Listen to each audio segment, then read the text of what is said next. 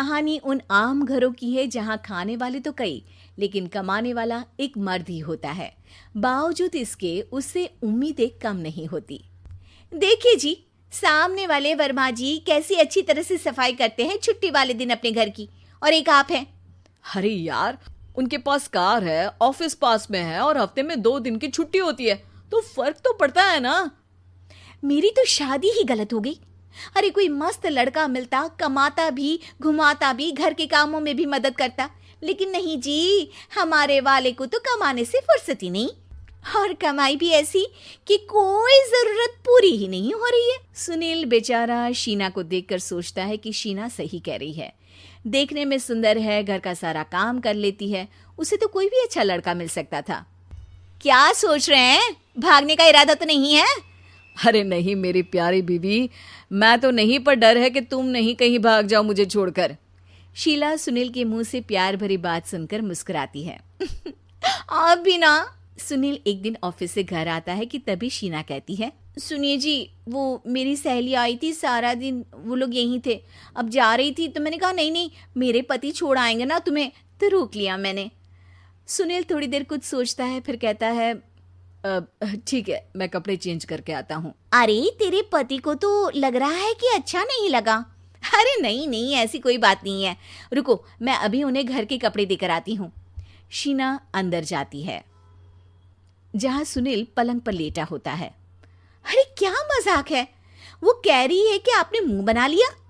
सही तो कह रही है, सुबह से अब ऑफिस से लौटा हूँ, एक कप चाय का तो पूछा नहीं, 20 किलोमीटर जाओ और आओ, और फिर कल उसी टाइम पर ऑफिस। अरे यार, मुझे गाड़ी चलानी आती ना तो बोलती भी नहीं आपको, और कौन सा रिक्शा खींच कर जाना है आपको।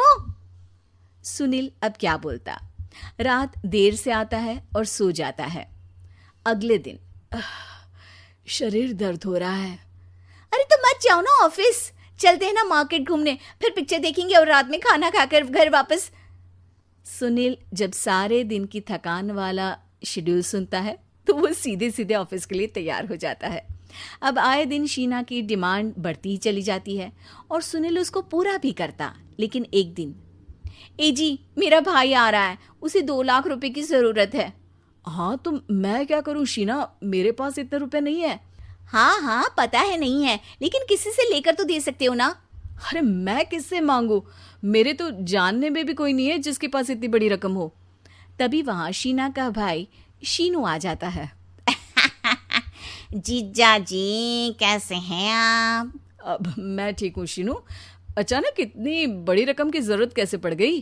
अरे जीजा जी, वो बिजनेस शुरू किया ना, तो उसके लिए पैसे की जरूरत है, काफी हो चुका है, थोड़ा पैसा बचता है तो मैंने सोचा आपसे ले लूं। अब देखो, मेरे ऑफिस में कुछ लोग हैं जिनकी सेविंग अच्छी है, मैं उन लोगों से बात करके देखता हूँ। सुनील ऑफिस से किसी से पैसे लेकर शीना को दे देता है। शीना वो पैसा भाई को दे देती है। 2 महीने बाद, अरे यार शीना, वो ऑफिस वाला आदमी अपने पैसे मांग रहा है, कैसे दूं? अपने भाई से बोलो ना पैसे दे दे। अरे हाँ हाँ दे देगा, कहाँ भागा जा रहा है, आप उनको बोल दो कि दे देंगे।